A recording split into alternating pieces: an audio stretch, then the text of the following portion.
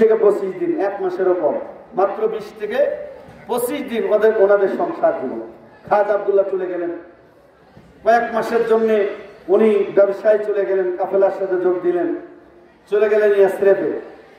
সমস্ত কাফেলা ফিরে আসলেও খাজা আব্দুল্লাহর কাফেলা ফিরে আসে না। খাজা আব্দুল মুত্তালিব বারবার করে খানায় কাবার সামনে, কাবার ছাদে উঠেন, পাহাড়ে উঠেন, ওই দূরে কাফেলার দিকে তাকায়। তখন তো মোবাইলের যুগ না, খবর চাইলেই নিতে পারবে তা নয়, তো বারবার করে অপেক্ষমান। একটা পর্যায়ে তিনি খুব চিন্তায় পড়ে গেলেন যে আমাদের এই কাফেলা তো দেখা যায় না। হঠাৎ একদিন কাফেলা নিকটে চলে আসছে, তখনই খাজা আব্দুল্লাহ, তার তো দেখা যাচ্ছে না। খাজা আব্দুল মুত্তালিব চিন্তায় পড়ে গেলেন যে কাফেলায় সবাই দেখা যায়, আব্দুল্লাহকে দেখা যায় না।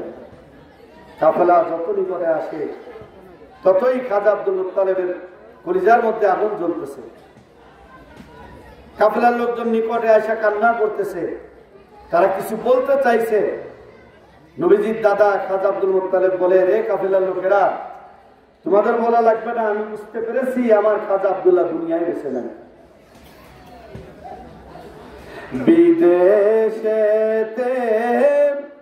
যদি কারোর ছেলে মারা যায়, পশু পাখি জানার আগে আগে জানি মায়। সবাই খোঁজে গহনা গাঠি, মা যাই খাবার ঘরে, মায়ের মতো নাই রে আপন এই দুনিয়ার পরে, আমার মায়ের মতো নাই রে আপন এই দুনিয়ার পরে। আমার প্রিয় ভাইয়েরা, নবীজির দাদা ছেলেকে হারায় কান্না শুরু করে দিলেন। এদিকে জীর্ণ শীর্ণ ছোট্ট ঘরে স্বামীকে হারায় মা আমেনা কান্না শুরু করে দিলেন। আহারে, খাজা আব্দুল্লাহ তো দুনিয়ায় বেঁচে নাই। মা আমেনা বলে, আমার কলিজার টুকরা সন্তান দুনিয়াতে আগমন করবে, সব থেকে যিনি বেশি খুশি হবে, যিনি আমার স্বামী, সেই তো দুনিয়ায় বেঁচে নাই। মা আমেনার কয়টা দিন ঘুম নাই, ঠিক মতো খাওয়া নাই, শুধু কান্না করেন। হঠাৎ মনের অজান্তে যখন ঘুম এসে গেল, তন্দ্রা এসে গেল, কে যেন আইসা বলে, ও মা, দরজা খুলবে মা। মা আমেনা বলেন, কে আপনি? আমি তোমার বাবা। মা আমেনা বলেন, আমি দরজা খুলে দিলাম। আমার বাবা তো এত লম্বা ছিল না, আমার বাবা এত সুন্দর ছিল না, এরকম সুন্দর পোশাক আমার বাবা জীবনে কোনোদিন পরেন নাই। কে আপনি? রে আমেনা, আমি শুধু তোমার বাবা না, গোটা মানব কুলের বাবা, আদি পিতা বাবা আদম আলাইহিস সালাম। আমি তোমাকে একটা সুসংবাদ দেওয়ার জন্য এসেছি, মিলাদের সংবাদ তোমাকে দেওয়ার জন্য এসেছি।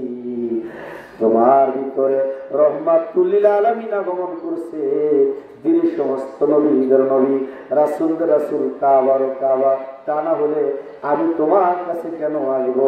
আমি তোমার কাছে এসেছি রহমাতুল লিল আলামিনের মিলাদ শোনানোর জন্য। নবীজি দুনিয়াতে আগমন করবেন, আমি তোমাকে সুসংবাদ দেওয়ার জন্য আসছি। মাগো, অন্য 10 জনের মতো তুমি না, সাবধানে থাকো, রহমাতুল লিল আলামিন দুনিয়াতে আগমন করবেন। আমার ভাইয়েরা, আদি পিতা বাবা আদম, তিনি সর্বপ্রথম মা আমেনার কাছে তিনি এসে সংবাদ দিলেন, মিলাদ পড়লেন। আমার ভাইরা, আদি পিতা বাবা আদম তিনি প্রথম মানুষ, ঠিক কি নজরে করেন? প্রথম মানুষ, সর্বপ্রথম উনি মিলাদ পড়েছেন। সর্বপ্রথম এই জমিনে সর্বপ্রথম আদি পিতা বাবা আদম তিনি মিলাদ পড়েছেন। শীষ নবীকে বলতেছে, বাবা শীষ রে, আল্লাহর জিকির করবা, আল্লাহর প্রশংসা করবা, তবে রাসূলের প্রশংসা করতে ভুলো না। আল্লাহ রাসূলের প্রশংসা করবা, আল্লাহ রাসূলের জিকির করবা। শেষ নবী বলে, বাবা আমি তো ওনাকে চিনি না, উনি কি দুনিয়াতে আসছে নাকি? কয় না, দুনিয়াতে এখনো আসেন নাই। আমরা কিভাবে ওনার প্রশংসা করব, ওনার জিকির করব, কিভাবে আমরা ওনার মিলাদ পড়ব? বাবা উনি এখনো দুনিয়াতে আসেন নাই। আদি পিতা বাবা আদম বলে, রে শীষ উনি এখনো দুনিয়াতে আগমন করেন নাই, তারপর আমাদের প্রশংসা করতে হবে, জিকির করতে হবে। কেমন কথা, দুনিয়াতে এখনো আসেন নাই, এখন তাই মিলাদ। আমার নবী দুনিয়াতে আসার পূর্বে মিলাদ পড়েছেন নবী রাসূলগণ, নবীজির প্রচার প্রসার করেছেন, প্রশংসা করেছেন। আর বর্তমান নবীজি দুনিয়াতে আসার পরেও মিলাদ কিয়াম আমরা করতে চাই না, ঠিক কিনা জোরে কোন? দুনিয়াতে আসার পর আমরা মিলাদ কিয়াম করতে চাই না। আমরা মিলাদ কিয়াম না করলে কি হবে? আমার ভাইরা, সৃষ্টি জগতের সকল সৃষ্টি আমার নবীকে সালাতু সালাম জানায়, রহমতের ফেরেশতারা সালাম জানায়, আল্লাহর ওলিরা সালাম জানান। বিশ্ব জাকের মঞ্জিলে যতবার দুরূদ পড়া হয় এমন দুরূদ আর কোথাও কোনো জায়গা আছে নাকি? গণ ইশার নামাজের পরে 500 মর্তবা দুরূদ শরীফ আছে না? 500 মর্তবা দুরূদ শরীফ কোন মুফতি সাহেব পড়ে এলাকায়? অথচ আপনার জাকেরের জিগান 500 মর্তবা দুরূদ শরীফ পড়িয়া তারপরে ঘুমায়। আমার ভাইরা, কত আলেম উলামা আছে, কত জ্ঞানী গুণী আছে, ঈশার নামাজের পরে খানা খাইয়া কত সুন্দর করে ঘুমাইতেছে। জীবনে 10টি বারের জন্য তো ঈশার পরে তো দুরূদ পড়ে না। কিন্তু আমার জাকের ভাইরা একবার না, দুইবার না।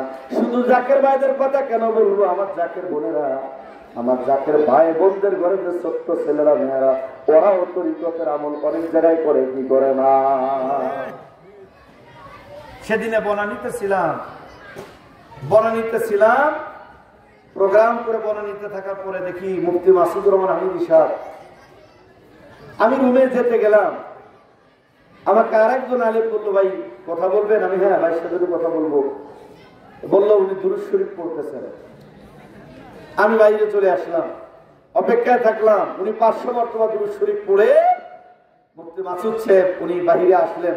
তারপর ওনার সাথে আমি কথাবার্তা বললাম। দেখলাম যে আসলে এত পরিশ্রম করে উনি কিতাবাদি লেখেন, উনি জবরদস্ত একজন আলেম, উনি মুনাজির, উনি একজন লেখক। একদিকে ওনার লেখনী আছে, একদিকে ওনার সুন্দর সুন্দর পোস্ট আছে মোবাইলের, ভালো ভালো বয়ান তিনি করেন। আবার দরবার শরীফের মাঝে এই জলসা কেন্দ্রীয় প্রধান হিসেবে দায়িত্ব পালন করতেছেন। তার মাঝখানে কিভাবে সম্ভব রে ভাই? উনি মাহফিল শেষ করে আসে দুরূদ শরীফ না পড়ে উনি ঘুমাইলেন। অথচ আমরা কত সমালোচনা করি, আরে এই দরবারে একজন আলেমের কথা বললাম। শত শত জাকের ভাই আমার জানা মতো তারা দুরূদ শরীফ না পড়লে বিছানায় পিঠ লাগায় না। নিয়া বিরুদ্ধে বলার আগে একটু জেনে শুনে বলবেন, আমি কেন আজকের এই দপ্তরে এগুলো আমি করছি এবং করে যাব কেন? কারণ এই দপ্তরে এরকম সম্পদ আমরা পেয়েছি, এত বড় নিয়ামত আমরা পেয়েছি। আমার ভাইরা, দরবার ছেড়ে দেওয়া এটা ব্যর্থতা, দরবার ধরে রাখা এটা সফলতা, ছেড়ে দেওয়া এটা তার ব্যর্থতা। যে যাবে সে তার কপাল নিয়ে যাবে, যে থাকবে সে তার কপাল নিয়েই থাকবে, এটা আমাদের সফলতা। দেখলাম যে দুরূদ শরীফ করেছে, জাকের ভাইয়েরা দুরূদ শরীফ পড়ে, বোনেরা কত বাড়িতে মাহফিল করে দেখি তসবিহ হাতে দুরূদ পড়তেছে। এখান থেকেও যাবে, এখান থেকে যাওয়ার পরেও দেখবেন কত জাকের ভাইয়েরা গভীর রাত হয়ে গেছে, দুরূদ শরীফ না পড়ে ওরা ঘুমাবে। দুরূদ